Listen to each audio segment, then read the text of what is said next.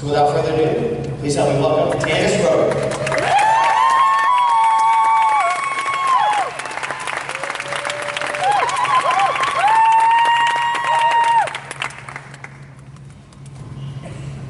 I remember the day that I learned to use my words as a weapon as vividly as I remember my first kiss. I was in elementary school and was just coming out of the lunch line. I had my tray in my hands with what I guess you could call food on it, and a small cardboard milk carton in the upper right-hand corner.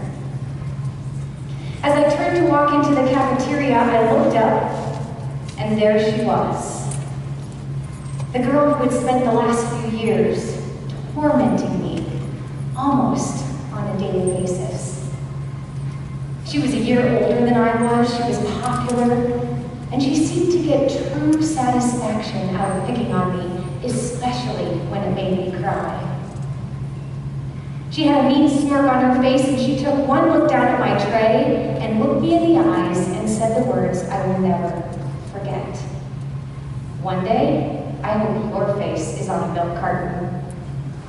Implying that one day she hoped I would be a missing child. I had had enough. I was so full of anger, and it didn't take but a second for me to reply without thinking, well, at least I have a dad who loves me. Brutal, I know. I knew that her father wasn't a part of her life, so I knew how much those words would burn if I ever had the courage to say them.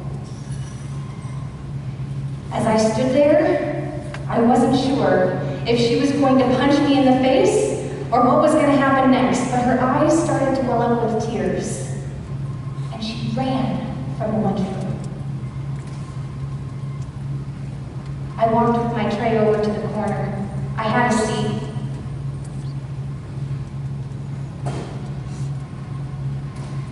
And I thought to myself, wow, I really thought that once I fired those words at her, I would feel better. I would feel triumphant, like somehow I had gotten even with her. But that's not at all how I felt in that moment. I felt shame and disappointment in myself. I'm guessing that many of you can think of a time in your life when you said words that you immediately wished you could take back. Maybe you said those words to your spouse, a family member, a coworker, maybe even one of your really good friends. I want you to take just a second and think about how you felt in that moment after those words came out that you wished you wouldn't have said. I'm guessing that you felt the negativity of those words as soon as they rolled off your tongue, and you immediately wished that you could take them back. The negativity might have lingered within you even longer than it did within the other person. I spent many years regretting that day in the lunchroom. In fact, I even asked that girl for forgiveness a few years later. She brushed it off as if she didn't remember it, but her body language told me loud and clear that she did. I realized just how powerful words are, and the fact that I don't want my words to cause scars. I want my words to be positive and encouraging. Now, I am not saying that this is easy, nor am I saying that I personally have perfected the skill of only speaking positive and encouraging words. No, but it's something that I constantly work on, and it has changed the way that I communicate with my friends and my foes. It took me a while, but I forgave myself for that day in the lunchroom. However, the lesson that I learned is something that I think about daily. Fast forward many years, it was an unusually warm October day, and I had just arrived at a dear friend's house for a going-away party. This, however, was not your typical going-away party. You see, we were throwing the party for a dear friend of mine, Pat Markham Young II. Pat was my 4-H leader, my dance instructor. He was one of my good friends and my mentors. He is someone who had always encouraged and loved me, and he did that for all of his 4-H kids. I was carrying things into the house when I on the front door.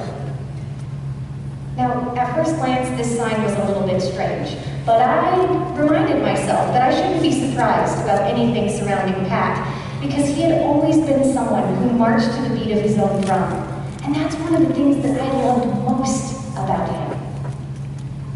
You see, this sign had a picture of a cartoon vampire with a big red circle around it and a line through it. And it simply read, "No vampires." I wasn't sure what this meant. Yes, I know it was kind of strange. So I brushed it off and I went inside.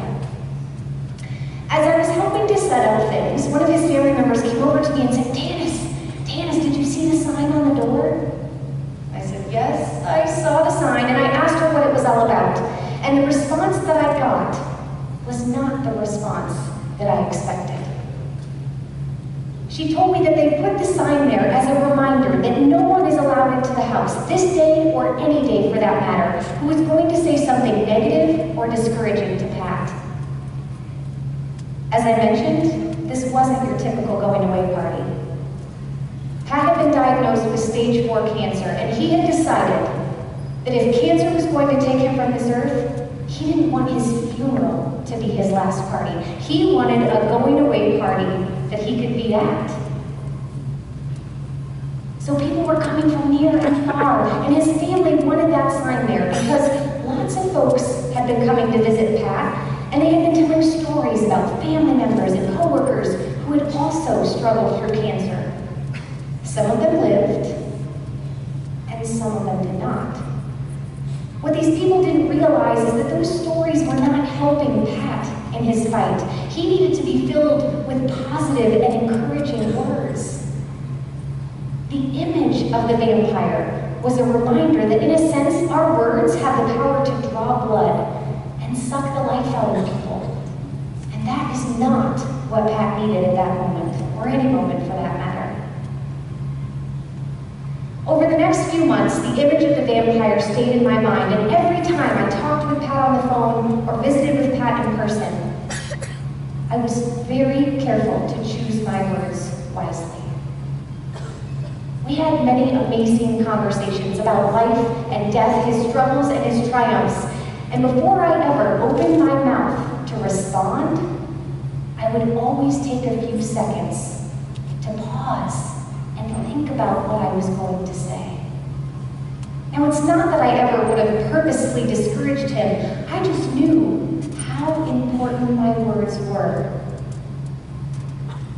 And this was not always easy. In fact, there was one conversation in particular where it was really difficult. Pat and I were sitting in his living room, just having a normal conversation, and out of nowhere he looked at me and he said, "Tanis, I'm afraid that people are going to forget me.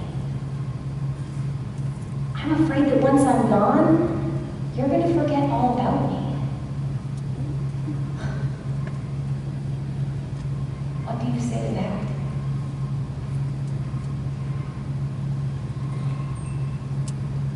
I took an unusually long pause to compose myself, and then I responded the best way I knew how, from my heart.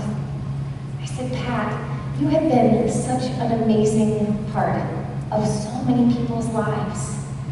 You don't forget someone who's been a part of your life. Just think of all the memories we have of state fairs and dance competitions and 4-H events. It seems like just yesterday you were telling me that you met the love of your life and couldn't wait to get married. And then you told me you were going to be a daddy for the first time and the second time. We have so many amazing memories. I will never, ever forget you."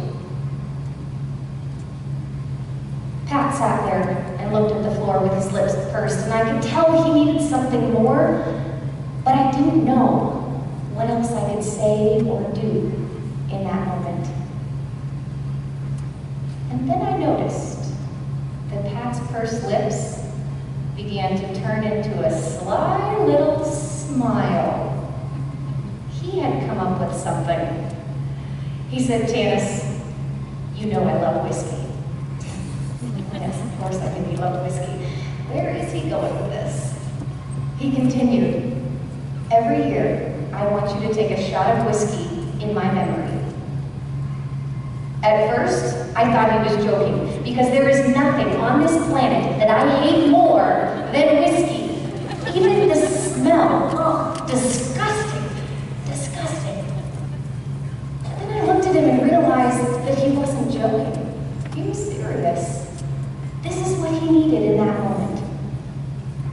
So I promised him, if you go before me, I promise you I will take a shot of whiskey every year in your memory.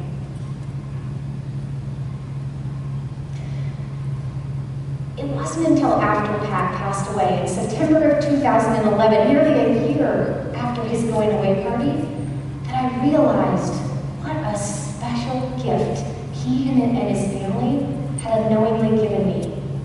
They taught me how to pause, how to just stop talking, how to choose my words before I let them roll off my tongue. My experience in elementary school had taught me to never use my words as a weapon. And now my experience with Pat had really taught me how powerful those words were and how careful I need to be with them. With these lessons learned and a whole new perspective on just how precious life is and the fact that tomorrow is never guaranteed, I decided that now was the time to start to make my dreams happen. I had always wanted to own my own business and become a professional speaker. However, I was so full of doubt. Was I good enough? Did I have enough experience? Right? You've never doubted yourself like that, have you? We are all full of doubt. Now, whenever I had my internal dialogue going on, it would be myself building myself up, and then I would tear myself down. Oh, you can do this. No, you can't. Yes, you can. No, you can't. Right? This internal dialogue that goes on. And that was pretty much a daily occurrence at this point. I would always call the same person when this would start to happen. My dad. My dad has absolutely been my rock. Through my ups and my downs in life, he's kind of like Yoda. He always has something very wise to say. I remember one day when I was this close to quitting my job, but I had a list of 15 reasons why I shouldn't. I called my dad and I said, "Dad, I really, really want to take this next step, but I'm scared." He got really quiet on the phone before he responded. And then he said, "Tanis, you can do anything you put your mind to. You have been thinking about and planning this for so long that if you would spend that much time and energy actually doing it, there's no way in the world you're going to fail." At that moment, I took a pause of my own because I realized that my dad had just used a positive pause on me. I guarantee you that he is just as concerned about me being my own business owner and making enough money to support myself.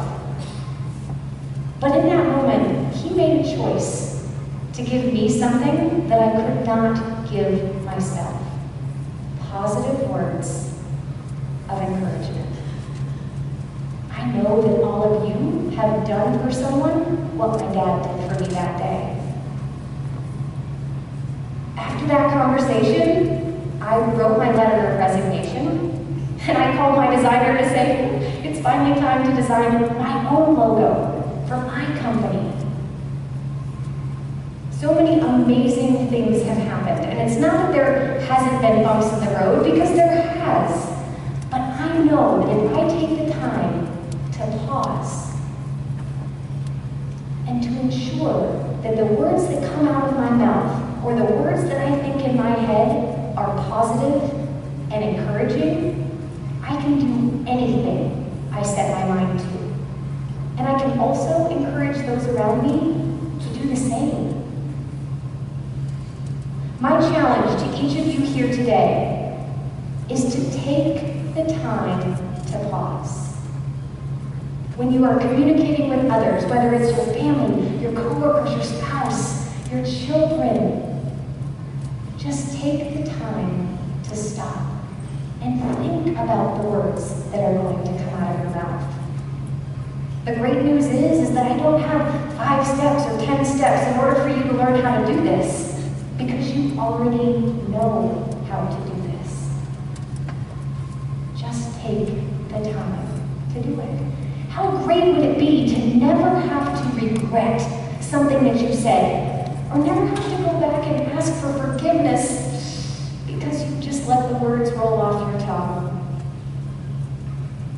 How much weight would be lifted if you got a phone call tomorrow that told you someone you love is no longer with us, and you knew in your heart the last words you said to them were positive and encouraging?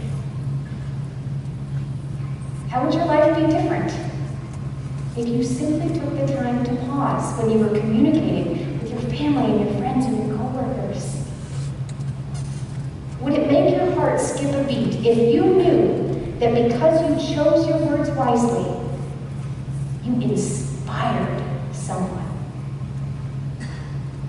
You can all experience the power of pause.